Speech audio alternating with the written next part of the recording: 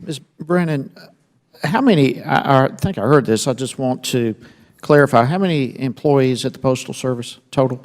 We have 498,000 career and 136,000 flexible or non-career employees. Okay. What was the $7.5 million referred to twice? Ms. Lawrence, you and Mr. Rolando both. That is the entire mailing industry, so it includes private sector as well as the Postal Service. Okay. So more or less, what, 550,000, 600,000? I didn't tally that. Yeah, roughly 634,000. 634, okay. And yet we all understand we've got a declining industry as a whole through because of a variety of factors, digital and so forth. Does the Postal Service have too many employees?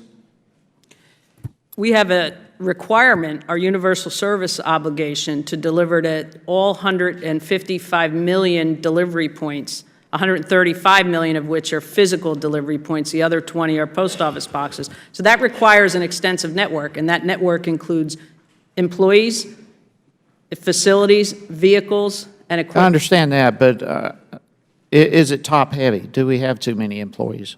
No, I would say that we consistently look at how to rebalance and where there are opportunities. And if you look at the reduction in overall complement, we've reduced more than 168,000 employees over the last decade. Okay, so we have 634,000 employees. We have a declining business, but you don't think we have too many employees still? The challenge, sir, is the workload content associated with package delivery, as an example. No, I understand that, but that problem is why we have a declining business. The result of a declining business, what would a private company do? If a private company is losing money month after month, year after year, quarter after quarter, what would they do? What we did, sir, in terms of rationalizing the network, consolidating facilities, adjusting retail hours at post offices to match customer demand, some of the same management actions that I've been recently criticized for. But we're still losing money. And I'll go on. You said that the goal, you said a few moments ago that your goal is to fill mailboxes and trucks. Is that your strategy to turn this thing around? Our strategy is far more complex than that, Congressman. I would hope so. I was trying to simplify. Well, but that's what you said was your goal. You don't want to, you can't cost cut your way to prosperity. There are opportunities for us certainly to drive efficiencies. There are opportunities for us to look at overall operating expense, and we do that every day. But we also need to look at opportunities to grow. There are opportunities to grow. Mail still works. We delivered 154 billion pieces of mail last year, and 150 billion was mail. But you continue to lose money. That is the issue, and it seems rather unrealistic when you have a declining industry to think that somehow the goal of simply filling mailboxes and trucks is going to be successful in the long run.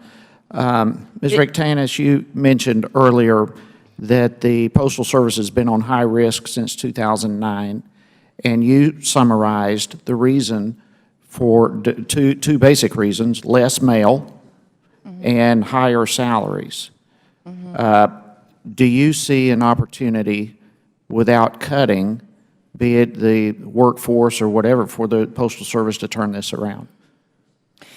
We have proposed that it's really got to be a balancing act between generating revenue and aligning costs. We do believe that there's more right-sizing that the Postal Service can do, and that's addressing where they have excess capacity, but then putting that where they do need capacity. Certainly exploring some of the workforce issues that they have, and Ms. Brennan is right, they've done a great job over the past several years to manage their workforce, but we're starting to see it creep up again in fiscal 15, and looking at the delivery mechanisms. Again, and you need to do that by also looking at the revenue, but you have to look at both of them. And yes, part of it is, what does the mail picture look like today and in the future? And what type of services are going to be required, and how do we want to provide those services, which is what we would like to see through comprehensive postal reform. Okay, well, let me springboard off of that and come back to you for my final question, Ms. Brennan. What is the Postal Service long-term plan for addressing the declining industry? Let me first, if I may, Congressman, address your comment earlier about the losses. The majority of the losses are tied to the pre-funding mandate. In terms of our long-term plan, it is addressing infrastructure, how to leverage that, repurpose that to support the growth, address the latent capacity. Support what growth? Package growth, sir. We've grown our packages 49% over the past 5 years. We will right-size the infrastructure, as we've been doing with where we need to consolidate with the decline in letter volume.